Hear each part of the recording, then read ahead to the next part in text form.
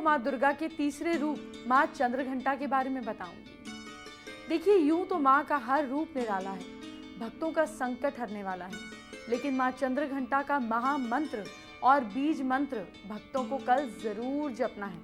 आप भी नोट कीजिए। माँ चंद्रघंटा की पूजा करने वाले उनके भक्त जहां भी जाते हैं, लोग उन्हें देखकर शांति और सुख महसूस करते हैं। उन्हें किसी तरीके का कोई कष्ट नहीं होता।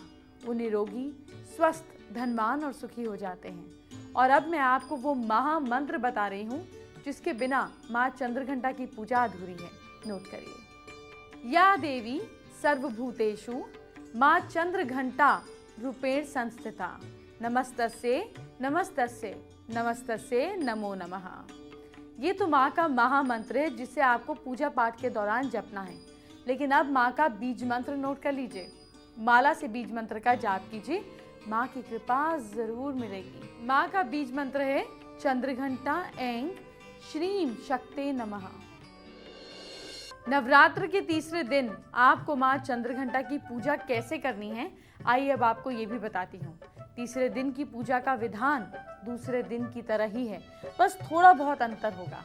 क्या अंतर है, इसके लिए आपको क्या जानना जरूरी है, क्योंकि कहीं कोई गलती नहीं होनी चाहिए। ये मेरा इशू है, ये मेरा मेन मोटिव है। वैसे अगर आप कोई गलती कर भी देंगे या हो भी जाएगी तो माँ से सच्चे मन से माफ़ी मांगेंगे। माँ बहुत दयालु है, अपने भक्तों पर कभी नाराज़ नहीं होती। बस मन में श्रद्धा होनी चाहिए। जैसे अपनी मदर से हम गलती कर कर, बड़ी बड़ी गलती कर कर भी माफ़ी मांग लेते हैं तो वो एकदम नॉर्मल हो जाती है, उससे भी ज़्यादा दयालु माँ है। आप पूजा का विधान जानते हैं। नवरात्र के तीसरे दिन आप माँ दुर्गा को सफ़ेद फूलों की माला चढ़ाएं, क्योंकि सफ़ेद फूल माँ चंद्रघंटा को बहुत पसंद है। चंपा का फूल चढ़ाएं और चंपा के फूल का इत्र भी चढ़ाएं। तीसरे दिन भी आप सबसे पहले कलश और उसमें उपस्थित देवी देवताओं की पूजा आराधना करें। फिर माता के परिवार की देवता यानी कि गणेश जी, लक्ष्मी जी, विजया, कार्तिकेय, देवी सरस्वती और जया नामक योगिनी की पूजा करें। फिर देवी चंद्रघंटा की पूजा अर्चना करें। चंद्रघंटा माँ का मंत्र मैंने आपको पहले ही नोट करा दिया है।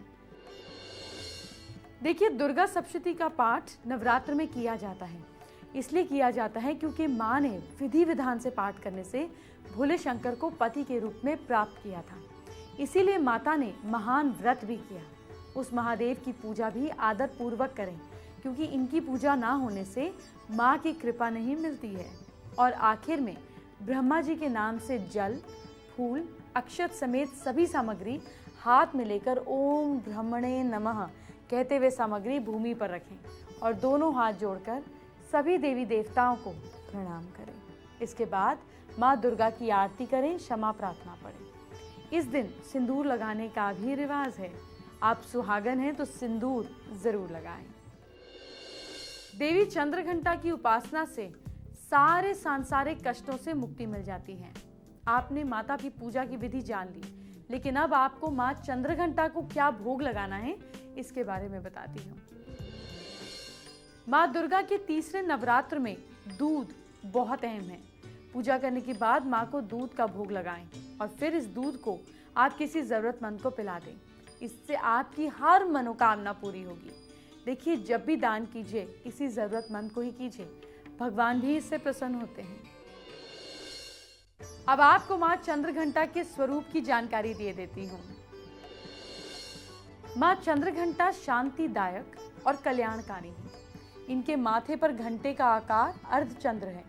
इस कारण से इन्हें चंद्रघंटा देवी भी कहा जाता है। इनके शरीर का रंग सोने जैसा चमकीला। इनके 10 हाथ हैं। इनके 10 हाथों में अस्त्र शस्त्र विभूषित हैं। इनका वाहन सिंह है।